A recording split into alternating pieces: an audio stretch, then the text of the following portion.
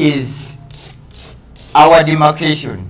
Now put here our tire, motor tire, guno mupiira gwa motoka. Now what you do, get the cotton wool, put inside where the tube stays. Now where you have put the cotton wool, get these 80 eggs, put where you have put the cotton wool. After these eggs inside there, cover again with the cotton wool. After that, get the sisal bag, cover here where the rim covers. Leave there for 21 days. Out of 80 eggs, we expect 60 chicks. That's where our calculation starts. In just 6 months, you start with 5. In 6 months, then you have 80 chicks. I mean 60. Now from the 60, assuming that 60, we have 40 hens, and each one lays 20 in a month.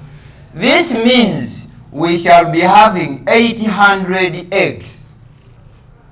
Now of the 800 eggs, we shall not put them here in the tire.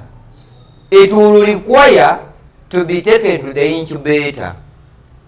And once we take them to the incubator, we are calculating. Njagala ndaba kabakati wano tugenze mu calculations mu kubala.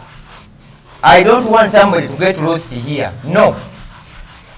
Wano ndi mu kibalo, mathematics. This is 80 eggs in 6 months. Now 800 eggs if we are taken to the incubator there, we expect 600 chicks. And we pray that out of 600 we get 400 hens.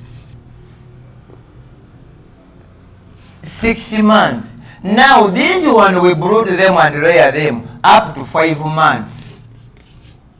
And the 400 times the 20 eggs each, we shall be having 80,000 eggs. At 11 months, olina kugamba tuli bavu. This is the simple calculation. That's why I always promote local chicks. Why? This is what we get. It is not done in any other breed. Awo butine awo embuliza nti honestly, do we need to lament as being poor? We started with 5. In 5 months we got 40. In 6 months we got 600. Now in 11 months we have got 400, making to 80,000. So there you can see where we are going. In that, every person has his own thinking and decision. We started with a vision. Here is to beat what we call unemployment. Mission is that once you start with this, the broad objective is to see that you become somebody who can be having over 1,000 birds, such that you start hatching. That's the objective of going into local chicken. Now,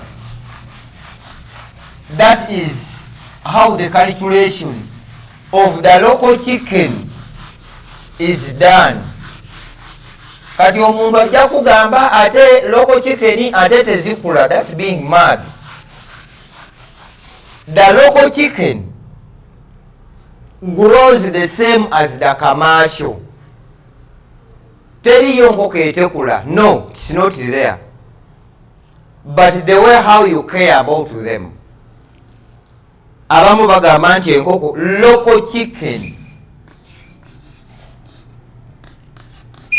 To be honest,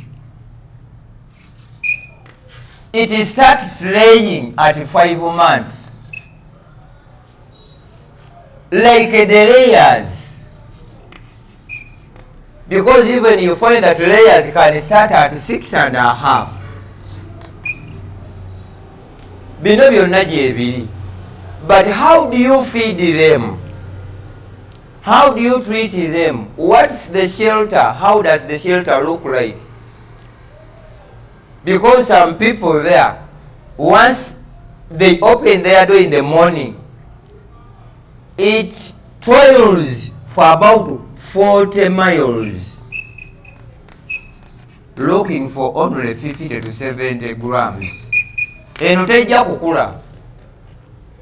Always free range cannot produce what you expect it to produce. Ekyo tekiriyo.